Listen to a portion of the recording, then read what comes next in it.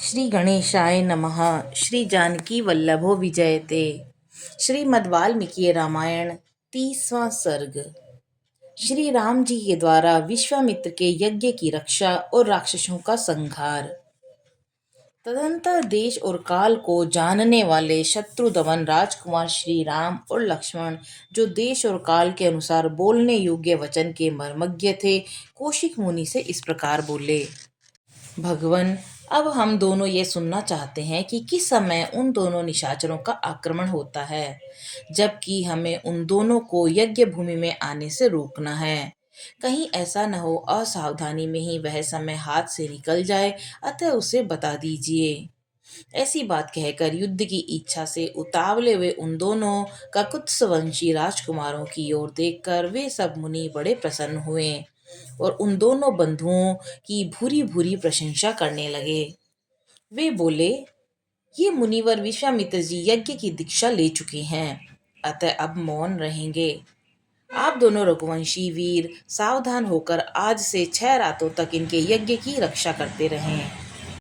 मुनियों का यह वचन सुनकर वे दोनों यशस्वी राजकुमार लगातार 6 दिन और 6 रात तक उस तपोवन की रक्षा करते रहे। इस बीच में उन्होंने नींद भी नहीं ली। शत्रुओं का दमन करने वाले वे परम धनुर्धर वीर सतत सावधान होकर मुनिवर विश्वामित्र के पास खड़े हो उनकी रक्षा में लगे रहे।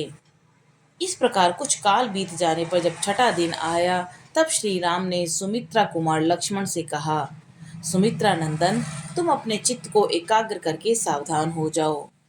युद्ध की इच्छा से शीघ्रता करते हुए श्री राम इस प्रकार कह रहे थे कि ब्रह्मा, पुरोहित, उपद्रष्टा तथा अनानय ऋत्विजों से घिरी हुई यज्ञ की वेदी सहसा प्रज्वलित हो उठी। वेदी का यह जलना राक्षसों के आगमन का सूचक उत्पात था। इसके बाद कुश, चमस, स्नूक, समिधा और फूलों के ढेर से सुशोभित होने वाली विश्वामित्र तथा ऋत्विजों सहित जो यज्ञ की वेदी थी, उस पर आवाहनीय अग्नि प्रज्वलित हुई। अग्नि का यह प्रज्वलन यज्ञ के उद्देश्य से हुआ था। फिर तो शास्त्रीय विधि के अनुसार वेद मंत्रों के उच्चारण पूर्वक उस यज्ञ का कार्य आरंभ हुआ। इसी समय आकाश में बड़े जोर का शब्द हुआ, जो बड़ा ही भयानक था। जैसे वर्षा काल में मेघों की घटा सारे आकाश को घेर कर छाई हुई दिखाई देती है, उसी प्रकार मारीची और सुबाहु नामक राक्षस सब और अपनी माया फैलाते हुए यज्ञ मंडप की ओर दौड़े आ रहे थे। उनके अनुचर भी साथ थे। उन भयंकर राक्षसों ने वहां आकर रक्त की धाराएं बरसाना आरंभ कर दिया। रक्त के उस प्रवाह से यज्ञ वेदी के आसपास की भूमि को भीगी हुई देख श्री रामचंद्र जी सहसा दौड़े और इधर उधर दृष्टि डालने पर उन्होंने उन राक्षसों को आकाश में स्थित देखा। मारीच और सुबाहु को सहसा आते देख कमल नयन श्री राम ने लक्ष्मण की ओर देखकर कहा, लक्ष्मण, यह देखो, मांस भक्षण करने वाले दुराचारी राक्षस आ पहुंचे हैं। मैं मानवास्त्र से इन दोनों सबको उसी प्रकार मार भगाऊंगा जैसे वायु के वेग से बादल छिन्न भिन्न हो जाते हैं। मेरी इस कथन में तनिक भी संदेह नहीं, ऐसे कायरों को मैं मारना नहीं चाहता। ऐसा कहकर वेगशाली श्री राम ने अपने धनुष पर परम उदार मानवास्त्र का संधान किया। वह अस्त्र अत्यंत तेजस्वी था। श्री राम ने बड़े रोष में भरकर मारीच की छाती में उस बाण का प्रहार किया। उस उत्तम मानवास्त्र का गहरा आघात लगने से मारीच पूरे 100 योजन की दूरी पर समुद्र के जल में जा गिरा। शीतेशु नामक मानवास्त्र से पीड़ित हो मारीच अचेत सा होकर चक्कर काटता हुआ दूर चला जा रहा है। यह देख श्री राम ने लक्ष्मण से कहा कि लक्ष्मण, देखो, मनु के द्वारा प्रयुक्त शीतेशु नामक मानवास्त्र इस राक्षस को मूर्छित करके दूर ले जा रहा है, किंतु उसके प्राण नहीं ले रहा। अब यज्ञ में विघ्न डालने वाले इन दूसरे निर्दय, दुराचारी, पाप कर्मी और रक्तभोजी राक्षसों को भी मार गिराता हूँ। लक्ष्मण से ऐसा कहकर रघुनंदन श्री राम ने अपने हाथ की फुर्ती दिखाते हुए शीघ्र ही महान आग्रह शास्त्र का संघान करके उसे सुबाहु की छाती पर चलाया। उसकी चोट लगते ही वह मरकर पृथ्वी पर गिर पड़ा। फिर महायशस्वी परम उदार रघुवीर ने वायवास्त्र लेकर शेष निशाचरों का भी संहार कर डाला और मुनियों को परम आनंद प्रदान किया। इस प्रकार रघुकुल नंदन श्री राम यज्ञ में विघ्न डालने वाले समस्त राक्षसों का वध करके वहां ऋषियों द्वारा उसी प्रकार सम्मानित हुए जैसे पूर्व काल में देवराज इंद्र असुरों पर विजय पाकर महर्षियों द्वारा पूजित हुए। यज्ञ समाप्त होने पर महामुनि विश्वामित्र ने संपूर्ण दिशाओं को विघ्न बाधाओं से रहित देख श्री रामचंद्र जी से कहा, महाभावों, मैं तुम्हें पाकर कृतार्थ हो गया। तुमने गुरु की आज्ञा का पूर्ण रूप से पालन किया। महायशस्वी वीर, तुमने इस सिद्धाश्रम का नाम सार्थक किया। इस प्रकार श्री रामचंद्र जी की प्रशंसा करके मुनि ने उन दोनों भाइयों के साथ संध्योपासना की। इस प्रकार श्री वाल्मीकि निर्मित आश्रय रामायण आदि काव्य के बाल कांड में 30वां सर्ग पूरा हुआ। 31वां सर्ग। श्री राम, लक्ष्मण तथा ऋषियों सहित विश्वामित्र का मिथिला में प्रस्थान तथा मार्ग में संध्या के समय शोभाभद्र तट पर विश्राम। तदंतर विश्वामित्र के यज्ञ की रक्षा करके कृतकृत्य हुए श्री राम और लक्ष्मण ने उन यज्ञशाला में ही वह रात बिताई। उस समय वे दोनों वीर बड़े प्रसन्न थे।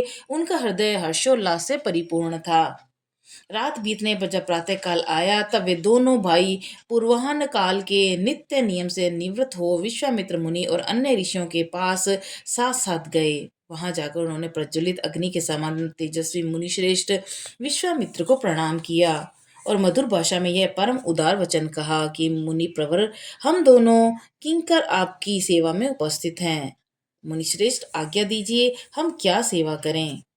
उन दोनों के ऐसा कहने पर वे सभी महर्षि विश्वामित्र को आगे करके श्री रामचंद्र जी से बोले, नरश्रेष्ठ, मिथिला के राजा जनक का परम धर्म में यज्ञ प्रारंभ होने वाला है।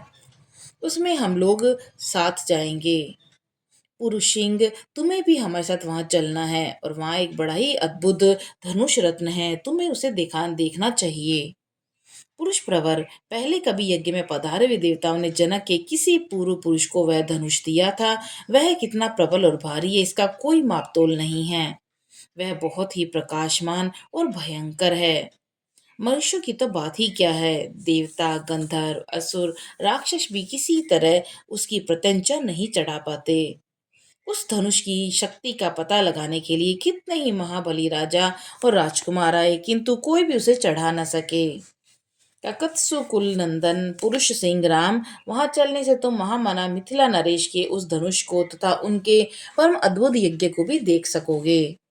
नरश्रेष्ठ, मिथिला नरेश ने अपने यज्ञ के फल रूप में उस उत्तम धनुष को मांगा था। अतः संपूर्ण देवताओं तथा भगवान शंकर ने उन्हें वह धनुष प्रदान किया था। उस धनुष का मध्य भाग, जिसे मुट्ठी से पकड़ा जाता है, बहुत ही सुंदर है।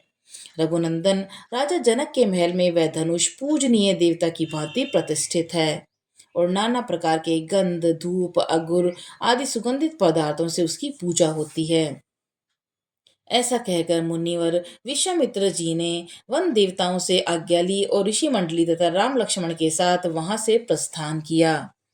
चलते समय उन्होंने वन देवताओं से कहा कि मैं अपना यज्ञ कार्य सिद्ध करके इस सिद्धाश्रम से जा रहा हूँ। गंगा के उत्तर तट पर होता हुआ हिमालय पर्वत की उपत्यका में जाऊंगा। आप लोगों का कल्याण हो। ऐसा कहकर तपस्या के धनी मुनि श्रेष्ठ कौशिक ने उत्तर दिशा की ओर प्रस्थान आरंभ किया। उस समय प्रस्थान के समय यात्रा करते हुए मुनिवर विश्वामित्र के पीछे उनके साथ जाने वाले ब्रह्मवादी महर्षियों की 100 गाड़ियां चली। सिद्धाश्रम में निवास करने वाले मृग और पक्षी भी तपोधन विश्वामित्र के पीछे पीछे जाने लगे। कुछ दूर जाने पर ऋषि मंडली सहित विश्वामित्र ने उन पशु पक्षियों को लौटा दिया। फिर दूर तक का मार्ग तय कर लेने के बाद जब सूर्य अस्ताचल को जाने लगे तब उन ऋषियों ने पूर्ण सावधान होकर शोभ भद्र के तट पर पड़ाव डाला। जब सूर्यदेव अस्त हो गए तब स्नान करके उन सब ने अग्निहोत्र का कार्य पूर्ण किया। इसके बाद वे सभी अमित तेजस्वी ऋषि मुनिवर विश्वामित्र को आगे करके बैठे। फिर लक्ष्मण से श्री राम भी उन ऋषियों का आदर करते हुए बुद्धिमान विश्वामित्र जी के सामने बैठ गए। तत्पश्चात महातेजस्वी श्री राम ने तपस्या के धनी मुनि श्रेष्ठ विश्वामित्र से कौतूहल पूर्वक पूछा, भगवान, यह हरे भरे समृद्धशाली वन से सुशोभित देश कौन सा है? मैं इसका परिचय सुनना चाहता हूँ। आपका कल्याण हो। आप मुझे ठीक ठीक इसका रहस्य बताइए। श्री रामचंद्र जी के इस प्रश्न से प्रेरित होकर उत्तम व्रत का पालन करने वाले महातपस्वी विश्वामित्र ने ऋषि मंडली के बीच उस देश का पूर्ण रूप से परिचय देना प्रारंभ किया। इस प्रकार श्री वाल्मीकि निर्मित आर्ष रामायण आदि काव्य के बाल कांड में 31वां सर्ग पूरा हुआ। बोलो सियावर रामचंद्र जी की जय।